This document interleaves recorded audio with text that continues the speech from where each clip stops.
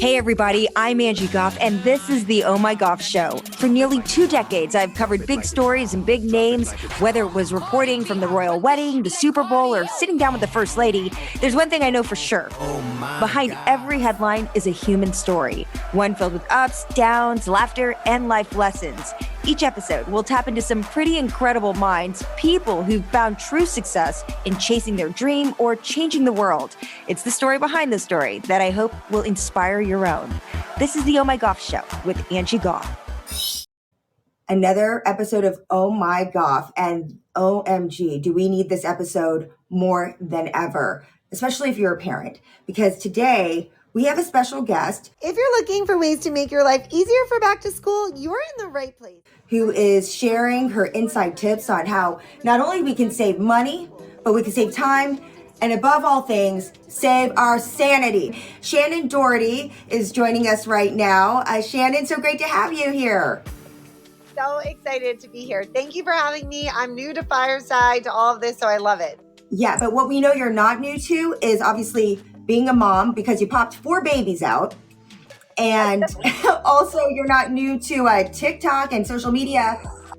You have about 2 million followers on TikTok now, and it is growing.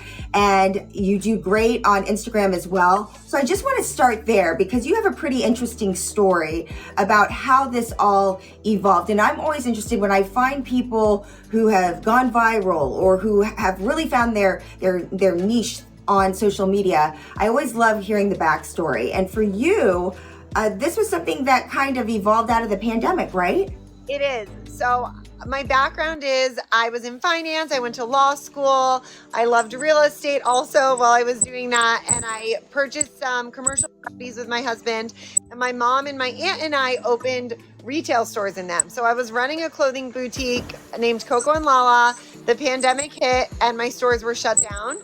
And I'm just like the type of person that's always reinventing myself. I love challenges. I love working. And I knew I was going to be home for a little bit. My kids were there. And if you know me, I'm like, I got to do something. So I actually was listening to Gary Vee, who I love. And he was saying, TikTok's the next big thing. I love Gary Vee. And I'm like, okay, I'm going to try it. He actually made some comment.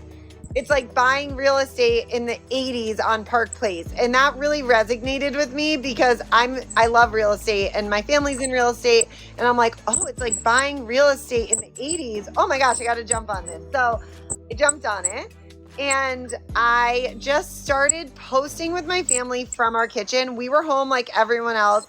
And I'm like, let's do it. Well, can you remember the first video that really popped off, that kind of did it for you, that kind of put you on the stage? I know it well. So it was a trend that was going on where you were in your kitchen and it was a funny song and you were just banging on your like pots and pans in your kitchen cabinets saying, we're in this house. It's so chaotic during COVID. And I remember standing in our kitchen. I had my baby in his high chair, who's now 3 at the time, but he was basically 6 months at the time, a baby, or I don't know, a year. All my other kids, we had matching roller rabbit pajamas on and we just did the trend. And I knew after I shot it, it was a really good video too. And I posted it. And that was it was the 3rd video I posted and it went mega viral. Then I posted a mom hack in my kitchen, organizing, I think 2 or 3 videos after that, organizing a self-serve fridge and just telling people how I was doing snack time during the pandemic. And that was my 2nd viral. And I just said, you know what, there's moms on there that want to know what it's like being a mom of 4 and how I make life easier, but still have fun with my family. I take things lightly. I'm not, if you follow my page, I'm not, my number one, I'm having fun and I'm not perfect by any stretch of the imagination. My baking's not perfect. My crafts aren't perfect, but I try and I just have fun. And I think that's what resonated. Yeah. I mean, you can see it and you're really good at it. You're really good at it. You learn so much. And you can go down a total at home with Shannon wormhole. Like once you get in one, it's like, I yell at my kids all the time because I'm like, get off that crap. But then I find content like that and it's so valuable. And right now, we talk about back to school. I know you kind of cover everything, but with back to school, I really loved some of your top ideas, everything from, getting 4 kids dressed every day, 5 days a week. God, do the math. That's just enough to knock you out, to doing easy self-serve breakfast, cleaning their lunch boxes. So what do you have for us? Your top back to school hacks and tips that we can really not only take away, but a lot of us have friends that are parents. There's some people on here, their kids are a little grown, but they know someone, so we could all use this information. Of course. So back to school is a huge one for my platform. I know, being a mom, that those mornings can be crazy, coming off summer vacation, getting back in the routine. But my number one that I always tell people is mainstreaming your mornings will make life so much easier, because I really do feel, my mom told me this, that the mood that your children walk out the door in will set the tone for the entire day. So if you're stressed or anxious, like, which I've been guilty of, as you get them out the door, that anxiety will potentially live with them throughout the day. Whereas if you're calm, excited, you can take that moment, it really does set the tone. So I've been trying, that's where kind of my idea of making back to school easier stems from. And first was outfits. My daughters and my sons were very picky. I want to wear this. I don't want to match. Or I would forget that it was funny shirt day or color. You just have so much going on. So now on Sundays, we go through the list for the week and we pick out their outfits. I get all that little back and forth done on Sunday, and we put them in clothes bins labeled Monday through Friday. You can also use a shoe rack organizer in your closet and kind of stick all the clothes in there. It will make picking out outfits 10 times easier. There's no argument. They can get themselves dressed. I put their clothes, their underwear, their socks, everything they need in their bin. They wake up, they get dressed, and they're done. It's a huge game changer. This breakfast station, I felt like I was flying high, I was like at like an airline, like elite club, when you first rolled out like this little cart. What's the starter kit? Order the cereal dispensers. They're on Amazon. They're $30. Leave them like on your kitchen counter. I did those mess-free milk squirt bottles out of condiment bottles. I leave them in my fridge door, and a bowl of fruit next to it. For me, it really worked because it's hard. My daughter gets up at 5 a.m., my oldest. I don't know about people out there, but my kids are early risers, and I needed to sleep until at least 6. So this was such a good way to have her go downstairs, start her breakfast, maybe do a little reading. And she loves the independence. As my kids grow up, they love doing things on their own. So I love the breakfast station. I've literally scheduled Dunkin' Donuts to be delivered early the next day, just so I don't have to do anything, And so, but the milk thing, that thing is genius, because you don't realize your kid asking you to get the milk or to pour the milk.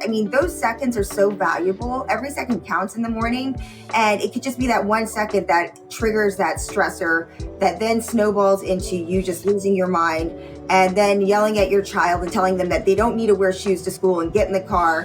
Now that that's happened, it has happened. Okay, I went and did this. How did I not know about this? How? I'm so glad you did it. You're so cute. I know. It's such a great one. So that also, it's such a good one.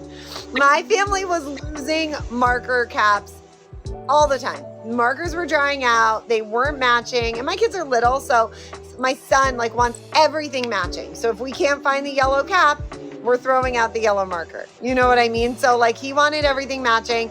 Everything was getting mixed matched. And so this marker hack is genius. When you get the new pack of markers, put masking tape around the cap, so instead of one little marker, you have this full pack around your house.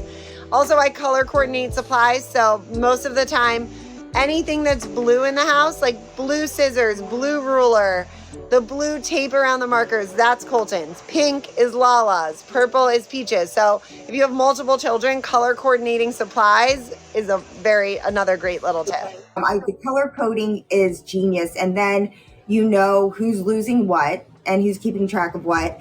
And then this, I'm going to do this to everything, because I'm just so tired of finding the dried out markers and mix matching them. Let's see here. And then there were some other things that you did that I was just like, God, I could go through my list. Oh, so with lunches, yes, you have tricks to keep them hot and cold, and even our fruit fresh. 'Cause my kids love fruit. I have tons of hacks. Okay, so for apples, what happened was every time I was slicing an apple, they would turn brown or mushy by the time my kids opened them at lunch, so they would not want to eat them. So this hack, after you slice the apple, put it back together with saran wrap or a hair tie.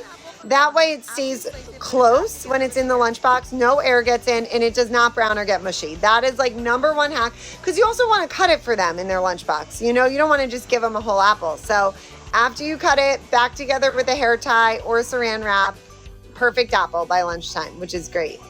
With the fruit also, I like to write little mom notes on them instead of adding the note in the lunchbox. I just write with an edible marker, I love you, have the best day. And I do that with all my fruit when it comes in. And then for keeping them cool, another thing with my kids' lunchbox, they get so packed. I put so much in there.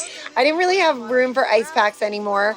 And they would complain that their juices or their yogurts were warm by the time they got to lunch, so they weren't eating them. So now I freeze their yogurts and their juice boxes. So in the morning, I take it out of the freezer and it's perfect. It acts as an ice pack. And then by lunch, it's defrosted, it's perfect temperature, they'll eat it. It's really a great hack. I mean, we could do this all day where I just go through one hack after another, but we got to get to our questions. And April, welcome to the show. Hi Shannon, how are you? I'm so good, I'm so happy to be here. Thanks for joining us. Yes, and thank you guys for having me. Okay, so mine's are a little bit older, and I just want to say I wish you were around with the hacks. Because mine is like 19, 18, and 11. And I'm curious still too, though, because they're all boys. How can you keep like the chips? Because I'm still trying to gravitate to how to keep the chips fresh, because everybody has their own thing of chips. I like the Doritos, or I like the Cheez-Its, and you have all these different bags open. Yes. Can you please provide a solution? Yes, I think I can. First of all, 3 boys that age, you are a total goddess. I give you so much credit, because I know boys, they're hungry, they're active, they're running around. So you have definitely got your hands full right now, but totally blessed. That's amazing. My husband's actually the baby of 5, and 4 of them were boys. So I always tell his mother she was amazing too. So I give you so much credit. But this is what I do for snacks, because I had a similar problem. My family loves chips and everyone likes something different. So like you said, we have, instead of just having like Cheetos, we have to have every type of brand of chips. So I actually take them out of the bags, which don't think I'm crazy, but when they come in my house, I take them out of the bags and I put them in seal-proofed like snack containers from, I get them at Walmart or anywhere, you know, make sure they're seal-proof. And I get the bigger ones, so sometimes I can even fit 2 bags in them or 1. And then I pour them in there. I label them with like a little dry erase or Sharpie marker. They stay fresh so much longer because they put the lid back on after they pour out the snack. I wish I had one to show you. I have one inside. Hold on. These are the containers that I love. And they stay fresh so much longer. And yeah, they look really cute in your cabinet. You can label them, and highly recommended. And you can get bigger ones. Like I have some that are way taller for the ones that my family loves, but will stay fresh so much longer because the bags won't be open. It looks cute in your kitchen. You'll be thanking me for that. So. Oh, I definitely will be thanking you, because each one comes in at a different time. One's now in college, one's in high school, and one's in middle. Yep. So it's a different snack time at every hour of the day. But I thank you, Shannon. Well, thank you, April. You'll never have a soft chip ever again. Ever. News you can use. That is just awesome. I did want to ask, you mentioned how getting out the door is so important. And the mood, you know, the kids these days, #mood. The mood really makes a difference. So there's one thing, it's not necessarily a hack, but it is a family practice, a ritual that you do. And you found it pretty beneficial, and it's just a mirror, right? So we have a mirror at our front door, and it's a child-size mirror, and I put I am stickers. I just bought stickers from Walmart or Michael's. You put I am right on it, and then every morning before we leave, you know, my kids are running on the bus, or no matter what, they have to stop, look in the mirror, and they just have to say I am, and they can say anything from I'm going to have the best day to I'm a great hockey player, and I find myself doing it too. I'll look at it, I'm like, I'm gonna follow my goals today. You know what I mean? Like, it really is just such a good practice.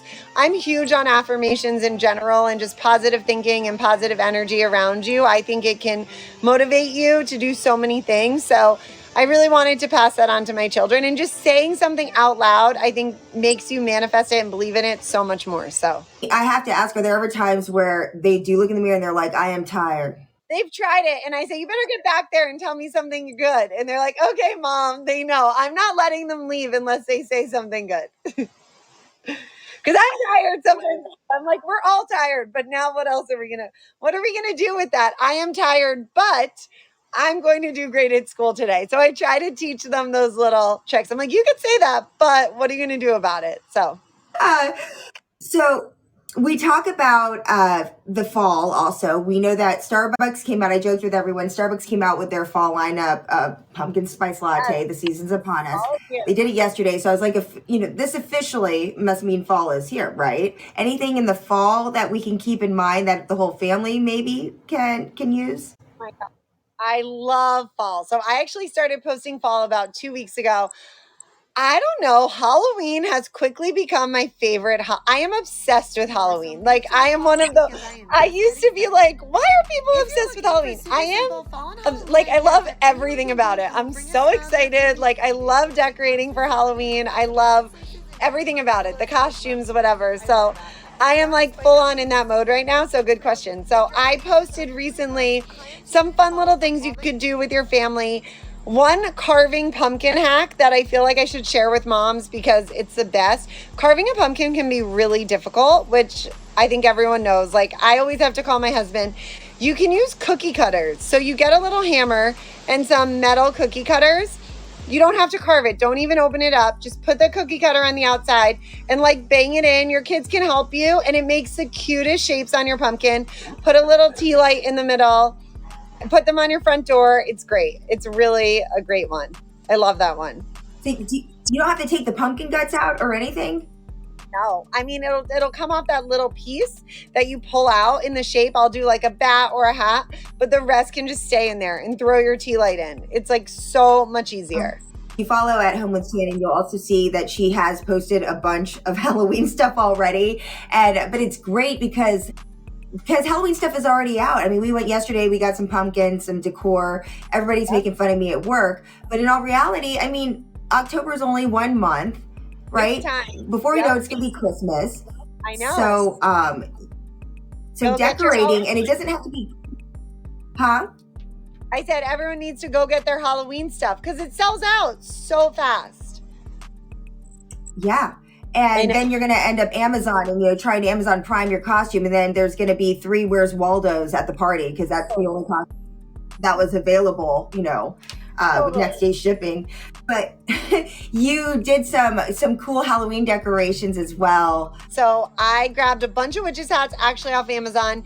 I think it was like $15 for a pack of 12 and some fishing wire. And I wish you take the hat, you put the fishing wire through the top of the hat so that it pulls out through the inside of the bottom. Just tape a little tea light on it, then take the top of the string and hang it over your front door. My kids love these. They sway in the wind. They light up at night. It's the cutest decor. And I mean, so much cheaper than having to buy like outdoor decorations. They just make them yourself. It's so easy. The legs. I watched you cut that pool noodle in half and she stuck 2 pool noodles in a planter and put her kids' shoes on them and put some leggings on them, right? And it looked like she had like a crazy witch in her pot. I actually bought one of those things from like Grandin Road, like one of those, and it was like hundreds of dollars. Yep, that's right. I hate myself now. I know, sorry. I'm so sorry. That all you need is a dollar pool noodle and stuff from home. Dang, those can be really expensive. Like, why are we doing this? You need to create your own catalog, like your own, like, remember Fingerhut? I don't even know if that's around, but it's like the cheaper version of everything. I just think that so many of us could use this. I want to get into also social media, and I just feel like so many of us, there's always something new, like Fireside, right? That we're getting on these things. We start to figure it out, but before we know it, we hear the algorithm, it's changed. I literally just saw a video from a TikTok like coach, because they exist now. And he said, look, TikTok is getting away from these cute, dancy, short videos. Now you can have videos up to 10 minutes, and they want you to use more text, and it's becoming a search engine because more businesses are starting to use TikTok and realize its value. So I wanted to get your best advice and what you've learned so far in this experience for anybody who's trying to venture in, really make a name for themselves, brand their business, what your best practices are, at least at this point. Of course, I'm actually so glad you asked me that because I love giving advice to creators. And I think for me, what I've learned is do not chase the algorithm. Like you said, the algorithm is consistently changing. You're never going to beat the algorithm. It's so hard to know. It will get you so burnt out if you focus on that. And trust me, we're all guilty of it. I get that feeling. But what I tell my friends and what I always tell myself, anytime that my videos have performed well and I've gotten the most followers is when I'm just being authentic myself. I'm forgetting if it's 10 seconds or 40 seconds. I'm forgetting if it's this trending song or that one. And I'm just posting a really great piece of content that is me, that I'm proud of, that connects with people. Those are the ones that get me the most virality. So just being able to remove yourself from that, it's really hard. It's much like easier said than done, but that is my advice. I'm from someone that has tried to chase the algorithm, everything. It's not that. It's really just good content, speaks to you and speaks to others, and they will follow. You get it out there, people will see it, and they will follow you. So that's my best advice. Do you find that people take to polished content? You know, I work in TV news where it was like we used to strive to have, to dot our I's, cross our T's before we pushed anything out. Or like you said, do they like the raw stuff? Do they like seeing Shannon without her makeup on, half awake? Like, what do you find resonates really with people? And because I know you pack a lot into these little clips. So do you always stick to like making them short and sweet? What works? I do both, honestly. Like I do a lot of short ones, then I do a lot of long ones. I do behind the scenes, just like a vlog type in our life. And then I do ones like when I was on the Today Show yesterday where you see me in makeup and stuff. But the majority of the time, like you see me like I am right now, a mom that just came from pickup and is probably like running to a dance. I am trying to shoot a video in between because something happened in my day. And I think that that's really what makes me relatable to a lot of other people because it's not heavily produced. Like people ask me that all the time. Who's on your team? Who's shooting you? I'm like, my team, it's me. Like my mom helps me sometimes. She'll hold the video, but it's just me. Like I'm just living my life and I'm putting it out there. And I think that that makes it really attainable, relatable, and hopefully resonates with people out there. So yes, I do love to glam up sometimes and, put myself out there, but and I do think people like that, but I think they also like that they see like Shannon behind the scenes that could be their best friend or neighbor, Do you think that, because I found, I'm still dabbling with TikTok and stuff, but my problem is I can't, it's kind of like my life. Like I can't really focus on one thing, right? Because I like being a mom, but I like working. Right. I like doing the podcast. I like my dogs, my kids. And so with you, it's just very specific what you're doing. And I feel like YouTube, which is good to monetize from YouTube, and TikTok also as well, and even Reels now on Instagram, they reward that. They reward it if you really do a focused thing. Do you find that seems to be still true?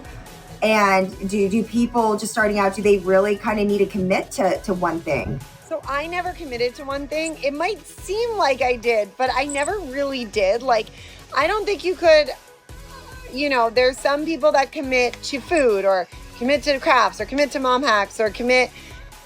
I've never really committed. I will throw anything out there all the time. So like I said, I think it's just honestly producing something that you love and putting content out there that you love, that speaks to who you are, and the rest will come. I wouldn't worry about niche or not niche or any of that stuff because most of the people I follow them because I genuinely like them and I wish I knew them and they seem like me and I connect with them. So that's why I follow them. The stuff they're doing is great too, and they provide me great, some of my friends are dancers, some of my friends are great cooks, some of my friends are just showing me their life, and it makes me happy throughout the day or makes me laugh. So I think it's more just really connecting with the person behind your screen and just, seeing a little bit of yourself in them, and whatever you put out there, it doesn't, as long as it's you, I think it will really resonate. I tell people, just be yourself on there.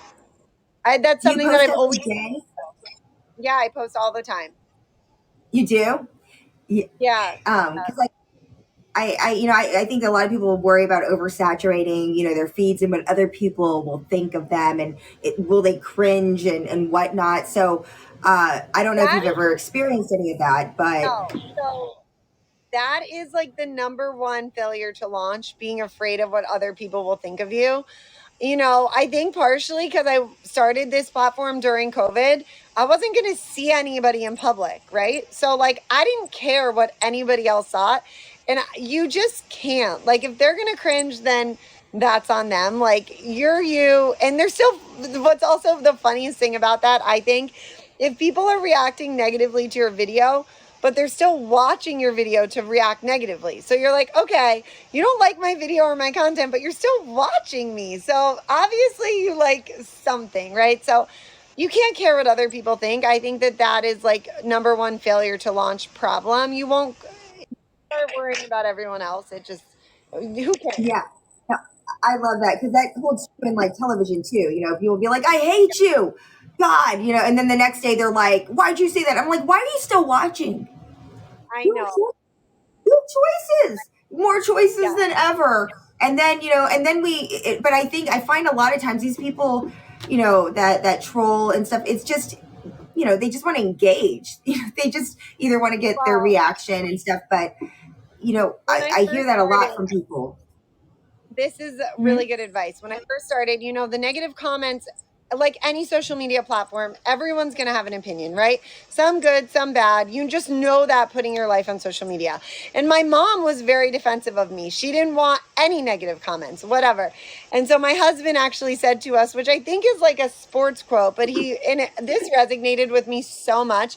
But he said, the boos only come from the stands. And I was like, you know what? That's so true. And I feel like that just put me in that mindset. Like, anyone that is working hard and out there every day and putting themselves out there, they're not going to be the ones booing you, so I always think that I'm like, the only boos come from the stands, and my friends support me and love me, and that's really all that matters. So I feel like that's a good mantra.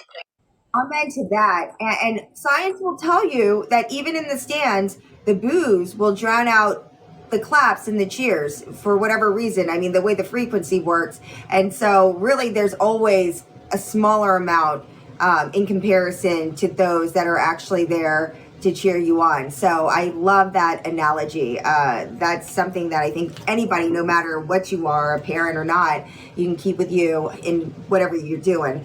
That was really great advice. When we talk about businesses, because you talk about your love for real estate, you talk about your love for starting something new. I feel like in this time that we've deemed the great resignation, where people more than ever are leaving their jobs or asking or demanding more flexibility after lessons learned through the pandemic, and really prioritizing their life and wanting some ownership in what they're doing and willing to work hard for that as far as like starting businesses. What would you say is your best advice? Are there any resources or tools out there that people can keep in mind or put in their own tool belt? I think my number one advice would be trial and error. You're only going to be able to learn how to do something, I think, by failing a few times before. So don't be afraid to try something. Try it. It may not work, it may not succeed, and you may need to scratch it and start over. But everything that I've done, and some things have been successful, some things have not, they've given me a little bit of help to the next thing I was going to do. So being able to allow yourself to know, like, yes, I'm so passionate about this idea. I think it's going to be the next big thing. I think it's going to change the world. I'm going to put everything into it. But then being okay if it fails and allowing yourself the grace to try something again new and continue to go. I think that is like my biggest piece of advice, because it's a lot of time if something doesn't do well, people get embarrassed, they don't accept it, and they don't want to try again. But allowing yourself to try again, pivoting, reinventing yourself, I think it's great. And I've only learned how to do things by failing at other things. I always tell my kids to try. It's all in the try. Yep. When you talk about trying new things and what's next, Shannon, as we wrap up, where does it go from here? I mean, are you going to be superstar TikTok mom forever? I hope. I mean, if you can tell from my background, like I am always the person who's thinking of the next 10 things. So I feel so fortunate to where we are now. Our community's building every single day. I'm on Instagram, YouTube, Pinterest, and we just did the Today Show. And I just think that this positive family lifestyle community that I'm building has so many opportunities ahead. So I always tell people, I feel like I'm just getting started in this, in this side of the world. And I just feel so fortunate. And I promise not to disappoint. I promise I have tons of great ideas up my sleeve. And I'm just so excited to be connecting to women like you every single day and just making all these new friends and being inspired by other mom entrepreneurs like you. What does your mom think of all of this? I just have to. Oh, she's so proud of me. My mom and I are super close. We have always been close. I'm an only child, and my grandparents are super close with me. They all live in my town, so they've kind of been on this journey with me, and they're so proud of me, and they're definitely an instrumental part in it, and it's just been great. My family pops up in my videos all the time. You'll see me having my grandpa try my pesto eggs, or my grandma teaching me a recipe, and I think that just adds so much to our page, and really knowing that this is how we are. I mean, my grandmother's in the kitchen right now making lunch, and my grandfather's sitting across from me, so you're really just seeing my life every day. So I love that. See, this is the difference between white moms and Korean moms. My mom's like, you do a podcast? You need to get paid. You need to get paid. You can't do podcasts. Oh my gosh, you are so fantastic. And I know your day is so busy, but the fact that you took time to join us today and work that in and to share your wealth of knowledge, we really, really appreciate it, Shannon. Bye, guys. Thank you. Thanks for listening to my mom's show. Don't forget to subscribe.